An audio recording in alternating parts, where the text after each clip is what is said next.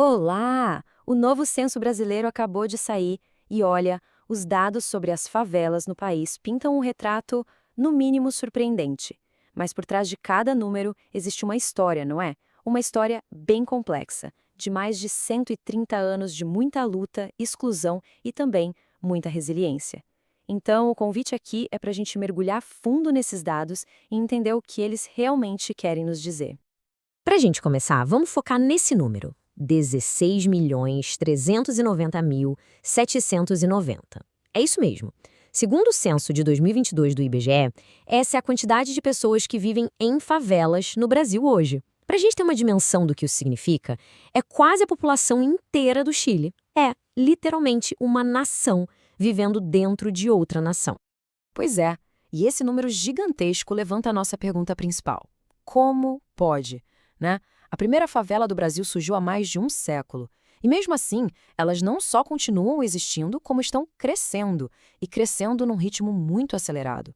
Então a questão é, por quê? O que está por trás desse fenômeno? Bom, para a gente conseguir responder essa pergunta, vamos seguir um caminho bem organizado. Primeiro a gente volta lá no comecinho, na origem de tudo. Depois, vamos entender o momento da grande expansão, que mudou a cara do Brasil. Aí vamos investigar as causas mais profundas, o que faz com que elas continuem crescendo.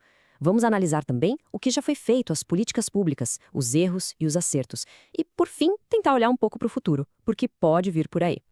Então vamos lá. Para entender o que acontece hoje, não tem jeito, a gente precisa voltar no tempo.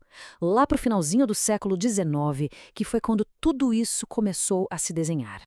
O marco zero, o ponto de partida de verdade, é 1888, com a abolição da escravatura. Pensem só, milhões de pessoas negras foram libertadas, mas, e aí? Foram libertadas sem terra, sem dinheiro, sem nenhum tipo de amparo. O resultado? Uma migração gigantesca para as cidades. E não demorou muito. Apenas 9 anos depois, em 1897, nasce no Rio de Janeiro o Morro da Providência, considerada a primeira favela. O ritmo é impressionante, porque olhem só, em 1948, o censo do Rio já contava 139 mil pessoas morando nessas comunidades. Mas é interessante notar que antes mesmo da favela como a gente conhece, nos morros, a população mais pobre se virava como podia nos chamados cortiços. E o que eram os cortiços? Eram casarões antigos da elite, abandonados, e aí subdivididos em um monte de cubículos minúsculos, sem a menor condição de higiene, sem saneamento, sem ventilação. Era a única solução de moradia possível para quem era empurrado para fora da cidade formal. E até o nome, favela, tem uma história que diz muito. Esse nome não nasceu no Rio de Janeiro. Ele veio da Bahia, com os soldados que lutaram na Guerra de Canudos. Quando eles voltaram para o Rio, o governo não pagou o que tinha prometido. O que eles fizeram? Ocuparam o Morro da Providência e deram um apelido de Morro da Favela por causa de uma planta muito resistente que tinha lá em Canudos. Ou seja, é um nome que já nasceu de uma dívida, de uma promessa quebrada do Estado. Isso é muito simbólico. Ok, agora a gente avança um pouco no tempo e entra no século XX. E aqui a gente vai ver o período da verdadeira explosão urbana. A coisa toda muda de escala de uma forma radical. O que aconteceu aqui foi uma espécie de tempestade perfeita. De um lado, a gente tinha uma crise gigante no campo, a economia do café em declínio, as máquinas começando a substituir as pessoas. Resultado, milhões foram basicamente expulsos da terra. E para onde eles foram? Para as cidades, claro. Porque do outro lado, as cidades estavam bombando com a industrialização, principalmente na era Vargas e JK, prometendo emprego para todo mundo. Só que tinha um problema: essa multidão de gente chegou em cidades que não tinham a menor estrutura para receber todo mundo. E o Estado, o que fez? Bom, enquanto a população mais pobre se virava construindo com as próprias mãos suas casas nos morros, nas periferias, o dinheiro público ia todo para a cidade oficial. Sabe, avenidas monumentais, bairros de luxo. A favela nunca foi vista como uma questão de moradia, de direito. Era tratada como caso de polícia, um problema de segurança que precisava ser contido, escondido. Tudo isso nos ajuda a entender o como as favelas surgiram. Mas agora a gente precisa mergulhar no porquê.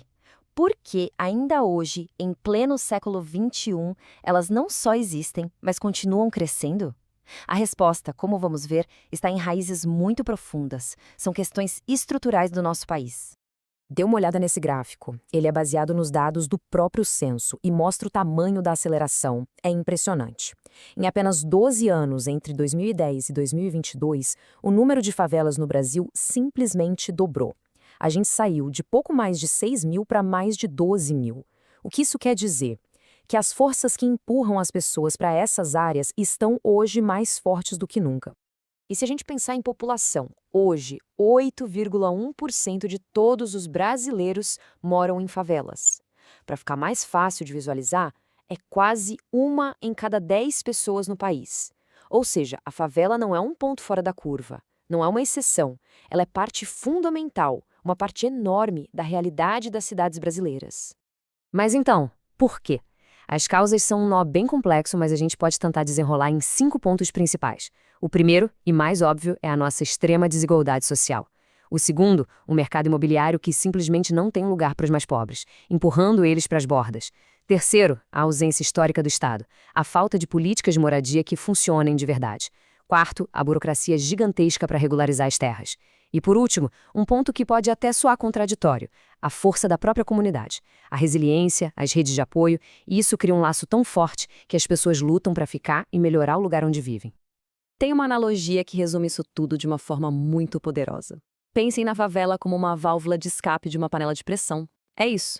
Ela é a solução que milhões de pessoas criaram, de forma coletiva, para um sistema econômico, urbano, que simplesmente não dá outra opção de moradia que elas possam pagar. Certo. E diante desse cenário todo, o que foi que os governos tentaram fazer ao longo do tempo? Agora a gente vai dar uma olhada com um olhar bem crítico nas principais políticas que foram tentadas. Olha, as estratégias foram muitas, mas na prática os resultados quase sempre foram frustrantes. Tivemos as remoções forçadas, por exemplo, como aquelas na época das Olimpíadas. O que elas fizeram? Só empurraram o problema de um lugar para o outro e no processo destruíram laços comunitários inteiros. Depois vieram as UPPs. O foco era só segurança e acabaram esquecendo do básico: saneamento, saúde, educação. E até programas como o Minha Casa Minha Vida, que tinham uma boa intenção, muitas vezes construíram casas mas tão longe de tudo, que no fim das contas não compensava, e muita gente acabou voltando. Agora, a abordagem mais recente proposta no novo PAC parece que pelo menos aprendeu alguma coisa com esses erros do passado. A lógica mudou. A ideia agora não é mais remover, e sim urbanizar, ou seja, levar infraestrutura para onde as pessoas já moram. O foco é em saneamento, asfalto, dar o título de propriedade da terra e, um ponto-chave, ouvir os moradores, envolver a comunidade nas decisões. Ok. Com tudo isso na mesa, o que o futuro nos reserva? O que os dados do censo nos dizem sobre o que vem pela frente? Basicamente, os dados mostram que a gente está numa encruzilhada, com 2 caminhos bem diferentes pela frente. Caminho 1, se nada mudar. Se a gente continuar no ritmo de hoje, com o mesmo descaso, a população em favelas pode passar de 20 milhões de pessoas já na próxima década. O outro caminho é o da urbanização em massa. Um projeto que exigiria um investimento pesado, de dezenas, talvez centenas de bilhões de reais, mas que poderia, finalmente, começar a integrar de verdade essas áreas à cidade. O futuro das favelas, portanto, não está escrito em pedra. É uma escolha política e social. E aqui a gente chega no ponto mais importante de toda essa nossa conversa. É fundamental entender o seguinte: a favela não é, na sua raiz, um problema de urbanismo ou de arquitetura. Ela é um sintoma. Ela é a cicatriz visível no corpo das cidades da nossa gigantesca e histórica desigualdade social. O que o censo de 2022 deixa claríssimo, sem margem para dúvida, é que a favela não é uma coisa do passado. Pelo contrário, ela é a resposta que o presente está dando. É a solução que milhões de pessoas constroem todo santo dia porque o sistema formal, seja de moradia ou de trabalho, simplesmente vira as costas para elas. Então, no fim das contas, a conclusão que os dados e a história nos apresentam é bem direta, bem reta. Enquanto a gente continuar tratando a favela como um problema que precisa ser removido, ele só vai mudar de lugar e ficar maior.